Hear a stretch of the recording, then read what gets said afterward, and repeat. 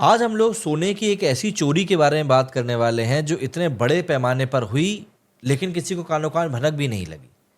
और जब तारों को जोड़ा गया इन्वेस्टिगेशन एजेंसीज के द्वारा, तब जो तार जोड़ते जोड़ते जहां पहुंचे, वहां पहुंचने के बाद तो ऐसा लगा कि भाई मतलब ये क्या हुआ है।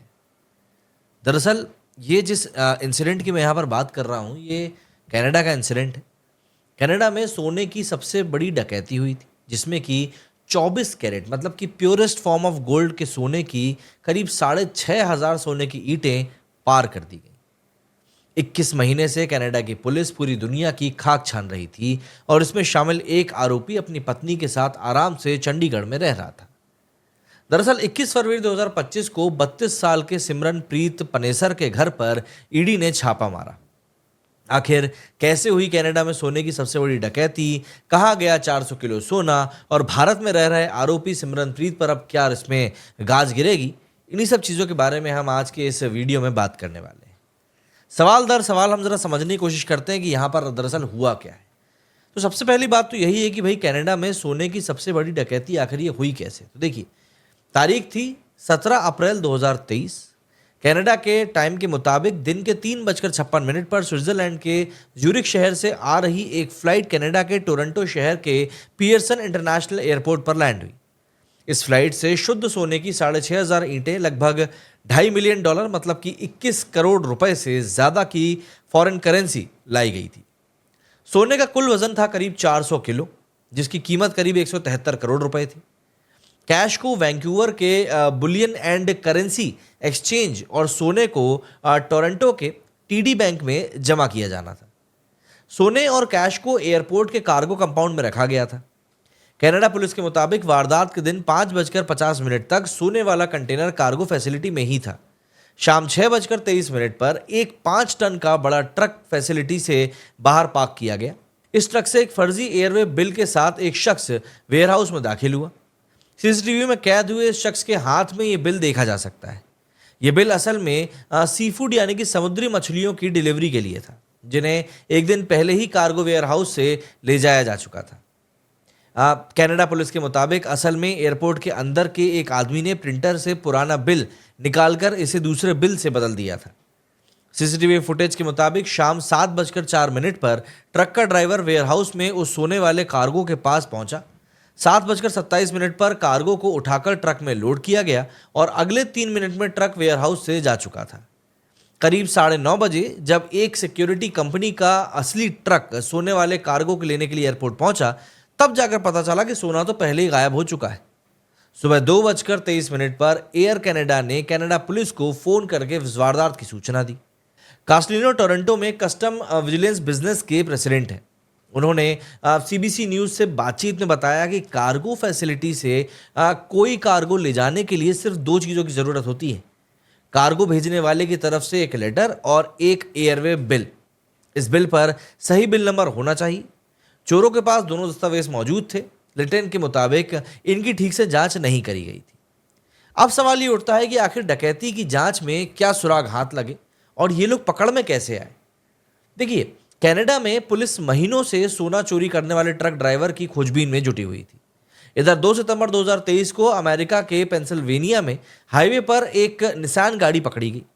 गाड़ी से मोजों में भरी हुई कुछ बंदूकें भी मिली। इस गाड़ी को चलाने वाला एक कैनेडियन नागरिक था जिसका नाम था ड्यूरेंटे किंग मैकलीन। पेंसिल्वेनिया की पुलिस के मुताबिक 23 अप्रैल 2023 को मैकलीन ने हथियार खरीदकर कनाडा लाने के बारे में प्रसाद परमलिंगम नाम के एक आदमी से बात करी थी। प्रसाद ने न्यूयॉर्क में मैकलीन को पैसे दिए। मैकलीन कई हफ्ते फ्लोरिडा के एक होटल में रुका। यहाँ उसने बंदूकें खरीदी। इसके बाद उसे पेंसिल्वेनिया में गिरफ्तार कर लिया गया। इधर कनाडा की पुलिस को भी ट्रक ड्राइवर की गलती से एक अहम सुराग मिल गया था।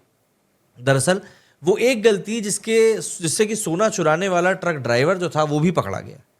कनाडा पुलिस ने सीसीटीवी कैमरों की मदद से ट्रक के एयरपोर्ट से निकलकर जाने के बाद कई जगहों पर उसको स्पॉट किया था। ट्रक की आखिरी फुटेज एक लोकल चर्च की सीसीटीवी फुटेज के कैमरे में ग्रैब हुई थी। इसके बाद ट्रक एक बहुत ही ग्रामीण इलाके में पहुंच गया था जहां पर कोई सीसीटीवी कैमरा नहीं था। ड्राइवर ट्रक को कनाडा से अमेरिका ले गया और लंबे समय तक वहीं रहा। हालांकि ड्राइवर ने कनाडा एयरपोर्ट पर एक बड़ी गलती कर दी। जब वो सोने वाले कार्गो उठाने कर ले गया तो उसने अपने दाएं हाथ का दस्ताना उतार दिया था, जिससे उसके फिंगरप्रिंट्स उस फर्जी एयरवे बिल पर छूट गए। इन्हीं फिंगरप्रिंट्स के चलते ड्राइवर की पहचान हुई। यह ड्राइवर कोई और नहीं बल्कि ड्यूरेंट किंग मैकलीन ही था, वही मैकलीन जिसे पेंसिल्वेनिया में पकड़ा गया था। कनाडा की पुलिस ने इस पूरे मामले की जांच को प्रोजेक्ट 24 कैरेट नाम दिया था। मैकलीन के जरिए पुलिस को 8 और लोगों के बारे में पता चला। मूल रूप से साउथ एशियाई देशों के रहने वाले इन सभी लोगों ने मिलकर पूरी वारदात को अंजाम दिया था। अब ऐसे में सवाल उठता है कि डकैती के 400 किलो सोना और पैसे जो थे वो आखिर गया कहाँ। तो इसका जवाब यह है कि जांच रिपोर्ट के मुताबिक एयरपोर्ट के कार्गो टर्मिनल से निकलने के बाद ट्रक कनाडा में करीब 1 महीने तक इधर से उधर घूमता रहा। पुलिस को जांच में 2 लिस्ट भी मिली थी, जिनके आधार पर पुलिस ने कहा था कि पैसे आरोपियों ने आपस में बांट लिए और कुछ सोना पिघलाकर बेच दिया गया और उससे जो पैसे मिले उसका इस्तेमाल बंदूकें खरीदने में किया गया, जबकि सोने का बड़ा हिस्सा दुबई या फिर भारत भेजा गया। On the trail of African gold नाम की स्विट्जरलैंड की एक इन्वेस्टिगेशन रिपोर्ट के मुताबिक साल 2022 में अफ्रीका से 66% यानी करीब 405 टन सोना गैर कानूनी तरीके से दुबई में आया है। 2023 में अल जजीरा ने भी अपनी एक इन्वेस्टिगेशन में कहा था कि स्मगलर्स अपना सोना दुबई में ही छिपाते हैं। इसके अलावा सोना पिघलाने में इस्तेमाल किए गए बर्तन, ढलाई में काम आने वाले कुछ टूल्स और कुछ सांचे भी बरामद किए गए। सीबीसी न्यूज़ ने अली राजा का इंटरव्यू किया। उसने खुद चोरी में शामिल होने से इनकार करते हुए कहा कि इतना सोना उसकी रिफाइनरी में नहीं पिघलाया जा सकता। हालांकि जांच रिपोर्ट कहती है कि चोरी के बाद जलोटा और अली रजा के बीच 28 बार मैसेज पर बातचीत हुई। सारा सोना अली रजा और दूसरे कारोबारियों को बेचा गया। उन्होंने कीमत गिरने के बाद भी एक दिन पहले ही बड़ी कीमतों पर सोना खरीदा था। हालांकि अली रजा का कहना था कि जलोटा सिर्फ उसका एक कस्टमर था। वहीं जांच के डॉक्यूमेंट्स के मुताबिक इस पूरी चोरी का मास्टरमाइंड अरसलान चौधरी और सनी चौधरी है। संदिग्धों ने आपस में बातचीत के दौरान उसे टॉप डॉग कहा था। अरसलान ने भी मैकलीन को अमेरिका जाने और वहां पर हथियार खरीदने में मदद करी थी। उसने चोरी के दिन दूसरे संदिग्धों को 800 से ज़्यादा बार कॉल किए और व्हाट्सएप पर भी बातचीत करी। वहीं अरसलान को सोने की सारी जानकारी सिमरन ने दी थी। इसके अलावा पुलिस को अरसलान के मिनेसोटा स्थित जो उसका घर है वहाँ से एक लिस्ट भी मिली। इस लिस्ट में दुबई के आगे लिखा हुआ था $2,20,000। फिलहाल अरसलान दुबई में छिपा हुआ है। कनाडा और यूएई के बीच में अपराधियों के प्रत्यर्पण के लिए कोई ऐसी संधि भी नहीं है। अब ऐसे में बात आती है कि इस डकैती में सिमरनप्रीत जो कि इंडिया में मिला उसकी क्या भूमिका थी। दरअसल सिमरनप्रीत सिंह पियर्सन एयरपोर्ट पर ऑपरेशंस कंट्रोल डिपार्टमेंट में सुपरवाइजर था। जांच रिपोर्ट के मुताबिक चोरी की बात सामने आने के बाद पुलिस एयरपोर्ट पहुंची तो सिमरन ही पुलिस को कार्गो कंपाउंड में लेकर गया। पुलिस अधिकारियों को तभी उसके हाव भाव देखकर उस पर शक हो गया था। रिपोर्ट में लिखा है कि जब सिमरन पुलिस ऑफिसर्स को एरिया दिखा रहा था तब वो बीमार सा लग रहा था। वो घबराया हुआ लग रहा था, उसे पसीना आ रहा था, जो कि काफ़ी अजीब था। पुलिस ऑफिसर्स के मुताबिक सिर्फ सिमरन ही एयरपोर्ट पर आने वाली कीमती सामान की तलाशी ले सकता था। चोरी के एक दिन बाद सिमरन ने अपने साथ काम करने वाले एक शख्स को मैसेज किया कि मैं कुछ दिनों के लिए इससे दूर रहने के लिए इंडिया जा रहा हूं।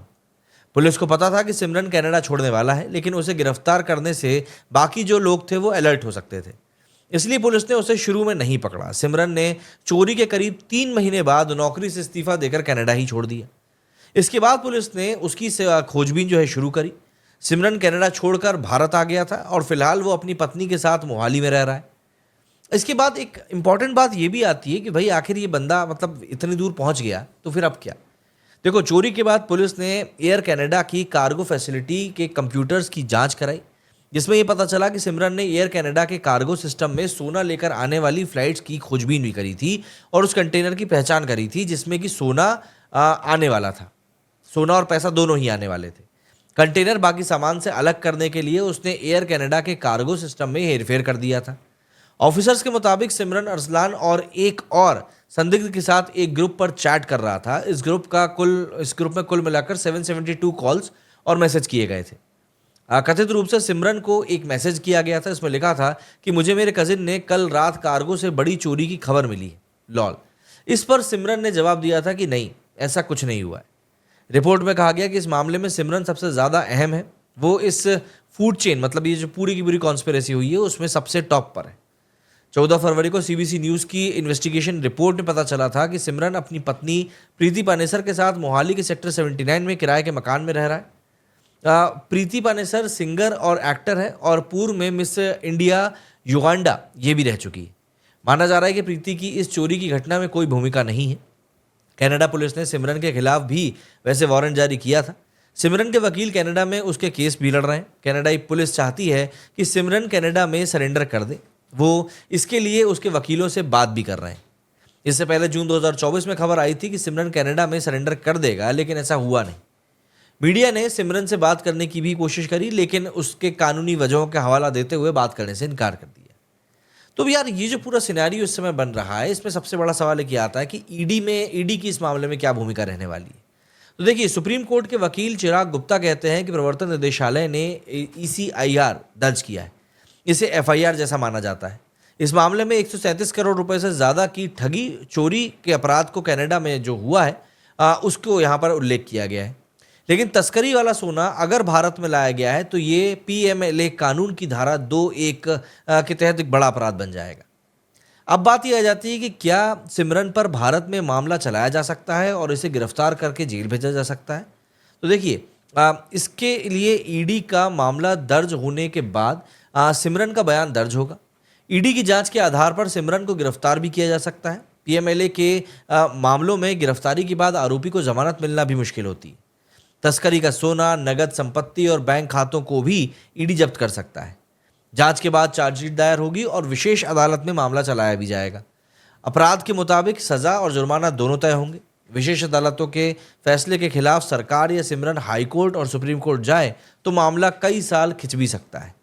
भारत के साथ कनाडा में भी उसके साथ खिलाफ मामला चल सकता है, क्योंकि मुख्य अपराध कनाडा में ही हुआ है। अब आखिरी बात यह आ जाती है कि क्या सिमरन को कनाडा पुलिस को दिया जाएगा। देखिए, भारत और कनाडा के बीच में फरवरी 1987 में प्रत्यर्पण संधि हुई थी। इसके लिए कनाडा की सरकार को पूरे प्रमाण के साथ भारत के विदेश मंत्रालय के माध्यम से निवेदन करना होगा। विदेशी मामलों के जानकारों का कहना है कि कनाडा में जस्टिन ट्रूडो की सरकार के समय भारत और कनाडा के संबंध अच्छे नहीं थे। दोनों देशों के बीच में अपराधियों के प्रत्यर्पण को लेकर संधि तो है, लेकिन इसका पालन नहीं किया जा रहा था। कई बड़े अपराधी और आतंकियों के लिए भारत लाने की जो भारत कोशिश कर रहा था, वो वहाँ पर सक्सेसफुल हो नहीं पा रही थी। लेकिन ऐसे अब कुल 26 मामले हो चुके हैं जिनमें कनाडा सरकार सहयोग नहीं कर रही थी। वहीं पर भारत में सिमरन के खिलाफ मुकदमा दर्ज होने के बाद उसका प्रत्यर्पण खटाई में पड़ जाएगा। जब तक भारत में मुकदमे में सुनवाई का फैसला नहीं आ जाता, सजा या रिहाई नहीं हो जाती, तब तक उसको कनाडा भेजना काफ़ी मुश्किल भरा रहेगा। इसलिए सिमरन के प्रत्यर्पण के मामले में कानून से ज़्यादा दोनों सरकारों के बीच की सहमति ज़्यादा इंपॉर्टेंट है। मुकदमा चलने के दौरान अगर सिमरन को कनाडा भेजने का फैसला लिया जाता है तो उसके खिलाफ भी सिमरन हाईकोर्ट या सुप्रीम कोर्ट में अपील कर सकता है। हालांकि इस बारे में ये भी लोगों का कहना है कि ये राजनीतिक नहीं बल्कि एक आपराधिक मामला है।